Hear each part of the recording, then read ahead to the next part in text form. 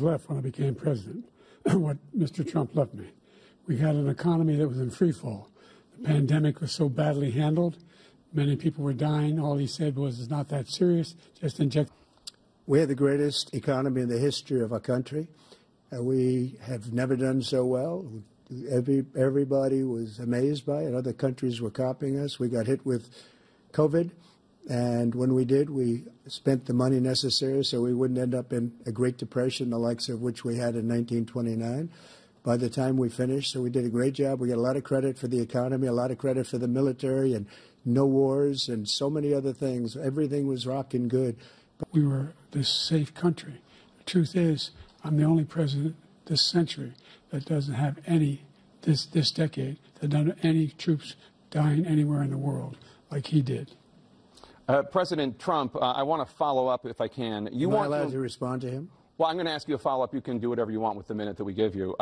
Largest tax cut in history. I also gave you the largest regulation cut in history. That's why we had all the jobs. And the jobs went down, and then they bounced back, and he's taking credit for bounce-back jobs. You can't do that. With all of the therapeutics and all of the things that we came up with, we gave him something great. Remember, more people died under his administration, even though we had largely fixed it. More people died under his administration than our administration, and we were right in the middle of it, something which a lot of people don't like to talk about.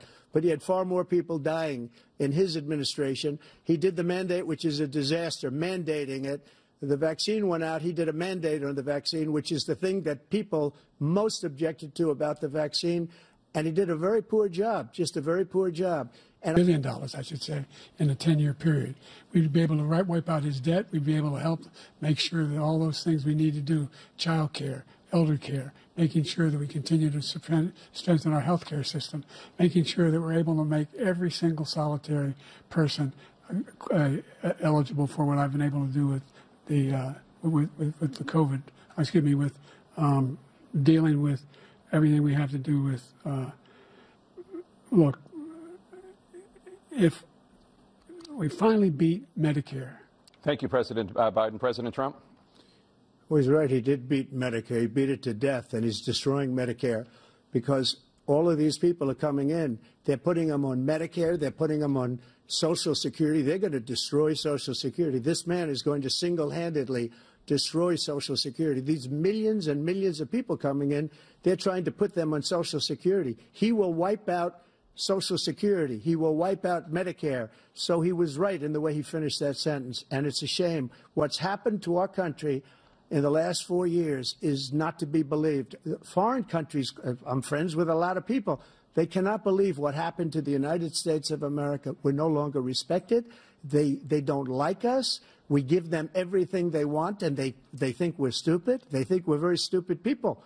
And moving it back to the states. This is something that everybody wanted. Now, 10 years ago or so, they started talking about how many weeks and how many this, getting into other things. But every legal scholar throughout the world, the most respected, wanted it brought back to the states. I did that. Frankly, I think it's important to believe in the exceptions. Some people, you have to follow your heart. Some people don't believe in that.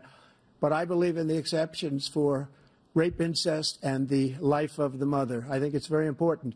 Some people don't. Follow your heart, but you have to get elected also, and because that has to do with other things. You got to get elected. I supported Roe v. Wade, which had 3 trimesters. The first time is between the woman and the doctor. Second time is between the doctor and an extreme situation. The third time is between the doctor, between the woman and the state. The idea that the politicians, that the founders wanted the politicians to be the ones making decisions about women's health is ridiculous. That's the last. No politician should be making that decision.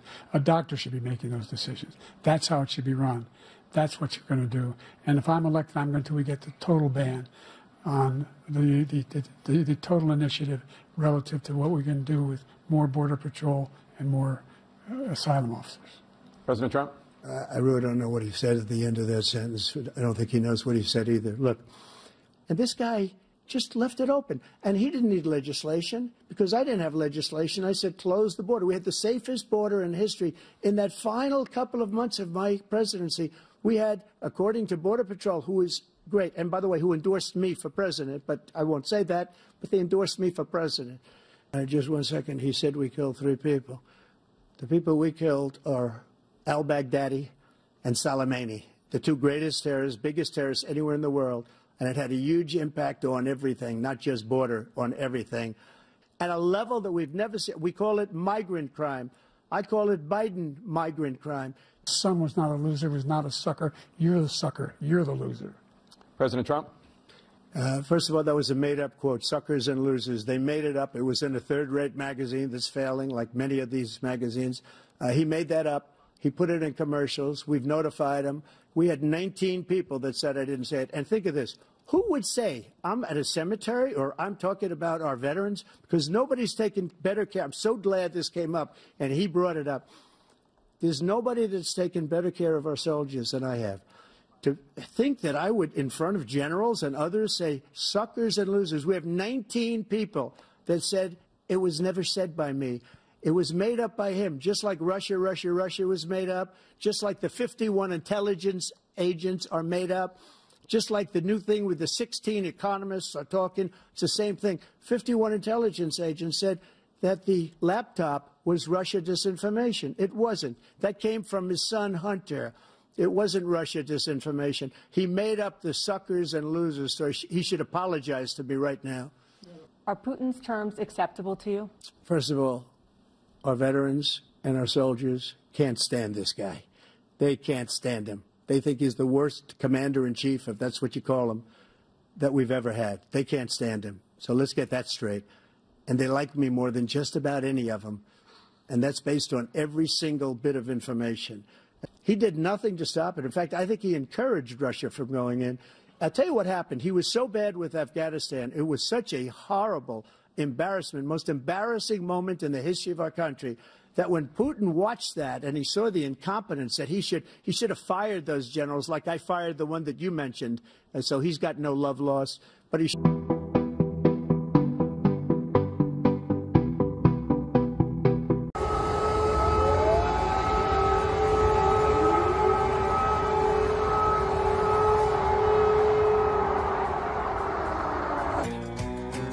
and a little bit of chicken fried.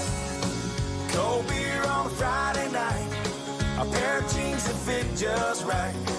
And the radio. Get 5 boneless wings for $1 with any handcrafted burger. Only at Applebee's. When Putin saw that, he said, you know what? I think we're going to go in and maybe take my, this was his dream. I talked to him about it, his dream. The difference is he never would have invaded Ukraine. Never. Just like Israel would have never been invaded in a million years by Hamas. You know why? Because Iran was broke with me. I wouldn't let anybody do business with them. They ran out of money. They were broke. They had no money for Hamas. They had no money for anything. No money for terror. That's why you had no terror at all during my administration. This place, the whole world is blowing up under him. Do whatever you want and do whatever you want. And that's exactly what Trump did to Putin, encourage him. Do whatever you want. And he went in. And listen to what he said when he went in. Are Putin's terms acceptable to you? Keeping the territory in Ukraine? No, they're not acceptable. But look, this is a war that never should have started. If we had a leader in this war, he led everybody along. He's given $200 billion now or more to Ukraine. He's given $200 billion. That's a lot of money. I don't think there's ever been anything like it. Every time that Zelensky comes to this country, he walks away with $60 billion. He's the greatest salesman ever. And I'm not knocking him. I'm not knocking anything. I'm only saying the money that we're spending on this war, and we shouldn't be spending, it should have never happened. I will have that war settled between Putin and Zelensky as president-elect before I take office on January 20th. I'll have that war settled. People being killed so needlessly, so stupidly, and I will get it settled, and I'll get it settled fast before I take office. Israeli was accidentally killed, and it just stopped. We saved Israel. We are the biggest producer of support for Israel of anyone in the world. And so they're two different things.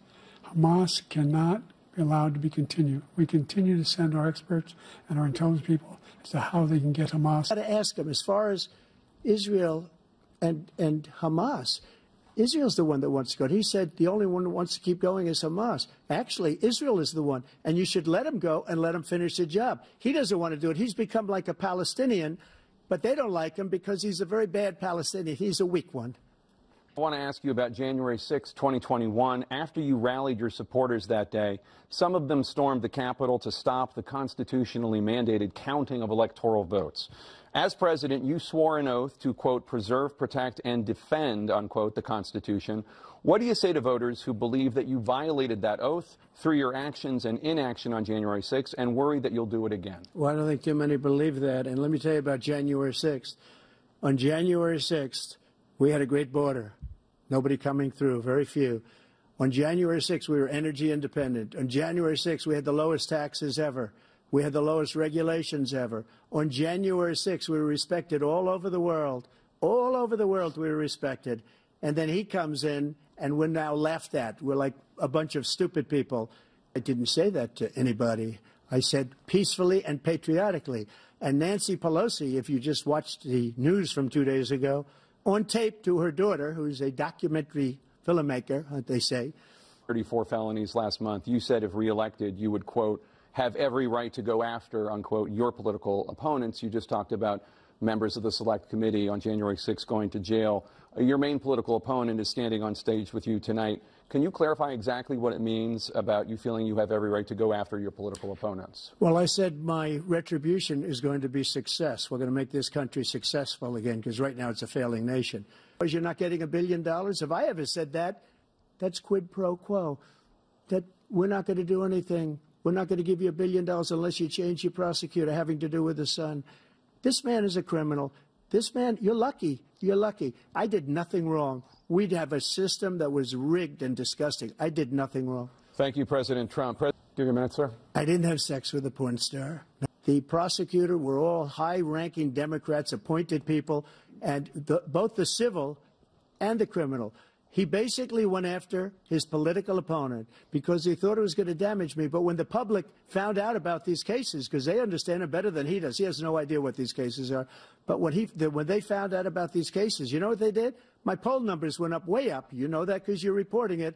And we took in more money in the last 2 weeks than we've ever taken in the history of any campaign. I don't think any campaign has ever taken. Hundreds of millions of dollars came pouring in because the public knows it's a scam, and it's a guy that's after his political opponent because he can't win fair and square. Thank you, President Trump. And because of Charlottesville.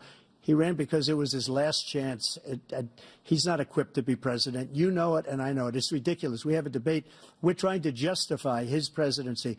His presidency, he's without question the worst president, the worst presidency in the history of our country.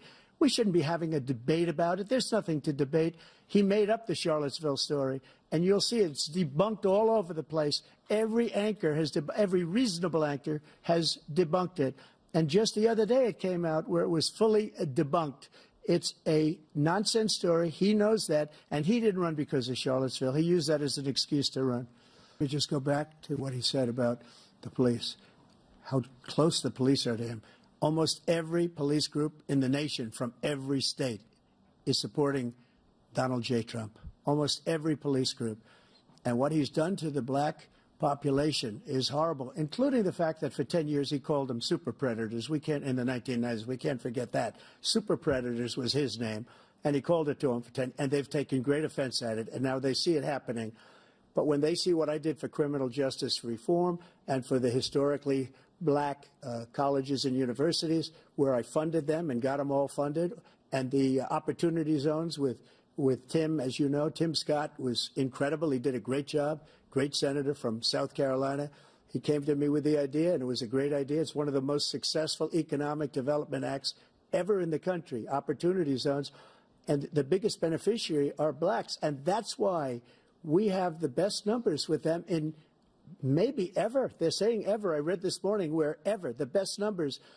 He's lost much of the black population because he's done a horrible job for black people. He's also done a horrible job for Hispanics. But wait till you see these millions of people pouring into our country, and they're going to take the jobs, and it's already started, and you haven't seen anything yet. It's a disaster.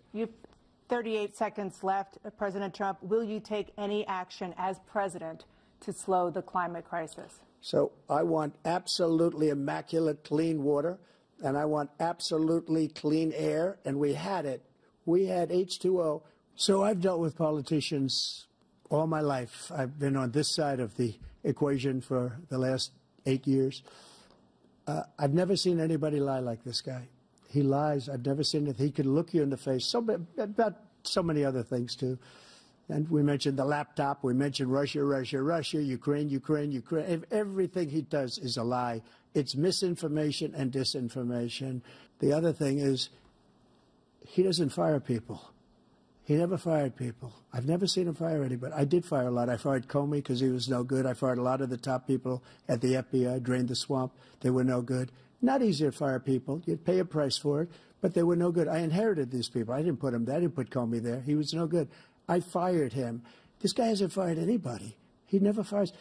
He should have fired every military man that was involved with that the Afghanistan horror show, the most embarrassing moment in the history of our country. He didn't fire. Did you fire anybody? Did you fire anybody that's on the border that's allowed us to have the worst border in the history of the world? Did anybody get fired for allowing 18 million people, many from prisons, many from mental institutions? Did you fire anybody that allowed our country to be destroyed? Joe, our country is being destroyed as you and I sit up here and waste a lot of time on this debate. This shouldn't be a debate. He is the worst president. He just said about me because I said it. But look, he's the worst president in the history of our country. He's destroyed our country. Now all of a sudden he's trying to get a little tough on the border. He came out with a nothing deal, and it reduced it a little bit, like this much. It's insignificant. He wants open borders. He wants our country to either be destroyed or he wants to pick up those people as voters. And I don't think we just can't let it happen. If he wins this election, our country doesn't have a chance, not even a chance, of coming out of this rut. We probably won't have a country left anymore. That's how bad it is. He is the worst in history by far. Thank you. We have polling. We have other things that they rate him the worst because what he's done is so bad. And they rate me, I'll show you, I will show you, and they rate me one of the best, okay? And if I'm given another 4 years, I will be the best. I think I'll be the best. Left. The question was, what are you going to do to help Americans in the throes of addiction right now who are struggling to get the treatment they need? Jake, we were doing very well at addiction until the COVID came along. We had the 2.5, almost 3 years of like nobody's ever had before, any country, in every way. And then we had to get tough. And it was the drugs pouring across the border it started to increase. We got great equipment. We bought the certain dog that's the most incredible thing that you've ever seen, the way they can spot it. You would be 82 at the end of your second term. What do you say to voters who have concerns about your capabilities to serve? Well, I took 2 tests, cognitive tests. I aced them, both of them, as you know. We made it public. He took none. I'd like to see him take one, just one, a real easy one. Like go through the first 5 questions. He couldn't do it.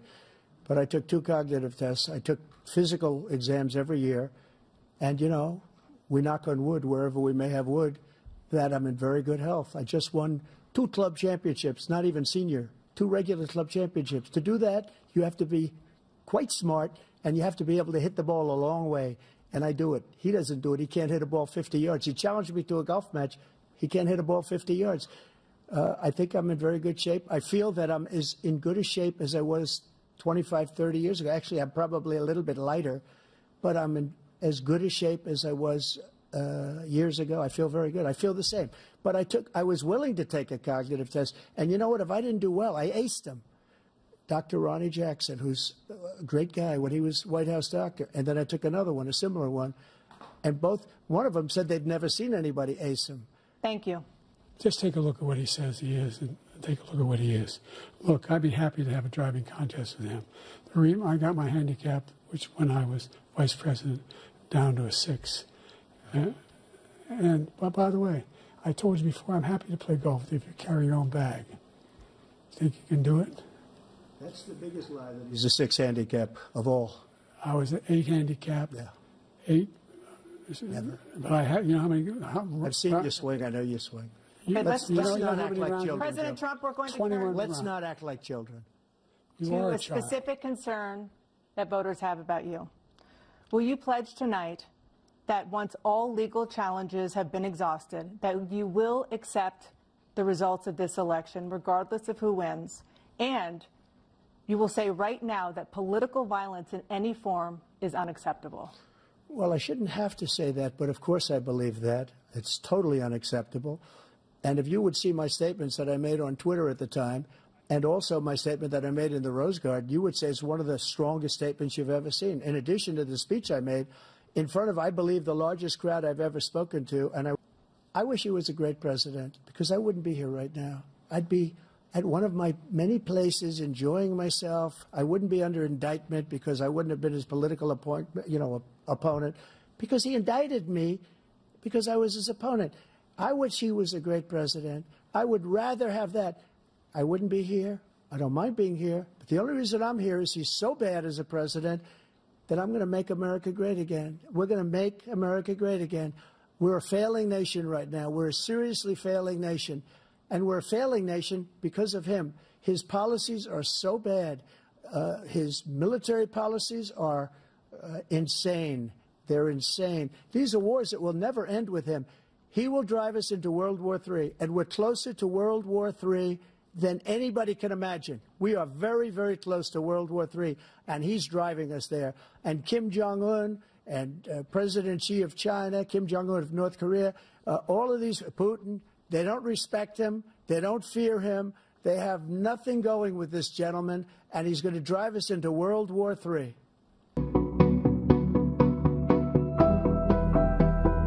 Just to finish what he said, if I might, Russia, they took a lot of land from Bush. They took a lot of land from Obama and Biden. They took no land, nothing from Trump, nothing. He knew not to do it. He's not going to play games with me. He knew that. I got along with him very well, but he knew not to play games. He will have another one of these in a week. But I will absolutely, there's nothing I'd rather do. It would be much easier for me to do that than I'm running again. I wasn't really going to run until I saw the horrible job he did. He's destroying our country. I would be very happy to be someplace else, in a nice location someplace. And again, no indictments, no political opponent stuff, because it's the only way he thinks he can win. But unfortunately, it's driven up my numbers and driven them up to a very high level because the people understand it. And I tell you what, I doubt whether you'll accept it because you're such a whiner. The idea, if you lose again, you accepting anything, you can't stand the loss. Something snapped in you when you lost the last time. Like so many politicians, this man is just a complainer. He said, we want to do this, we want to do that, we want to get rid of this tax, that tax. But he doesn't do anything. He doesn't do, all he does is make our country unsafe by allowing millions and millions of people to pour in. Our military doesn't respect him. We look like fools in Afghanistan. We didn't stop Israel. It was such a horrible thing that would have never happened. It should have never happened. Iran was broke. Anybody that did business with Iran, including China, they couldn't do business with the United States. They all passed. Iran was broke. They had no money for Hamas or Hezbollah, for terror, no money whatsoever. Again, Ukraine should have never happened. He talks about all this stuff, but he didn't do it. For 3.5 years, we're living in hell. We have the Palestinians and we have everybody else rioting all over the place. You talk about Charlottesville. This is 100 times Charlottesville, 1,000 times. The whole country is exploding because of you, because they don't respect you, and they have to respect their president, and they don't respect you throughout the world. What we did was incredible. We rebuilt the military. We got the largest tax cut in history, the largest regulation cut in history. The reason he's got jobs is because I cut the regulations that gave jobs, but he's putting a lot of those regulations back on. All of the things that we've done, nobody's never seen anything like, even from a medical standpoint, right to try, where we can try space-age materials instead of going to Asia or going to Europe and trying to get, when you're terminally ill, now you can go and you can get something. You sign a document. They've been trying to get it for 42 years. But you know what we did for the military was incredible. Choice for our soldiers, where our soldiers, instead of waiting for 3 months to see a doctor, can go out and get themselves fixed up and readied up and take care of themselves, and they're living. And that's why I had the highest approval rating in the history of the VA. So all of these things, we're in a failing nation, but it's not going to be failing anymore. We're going to make it great again.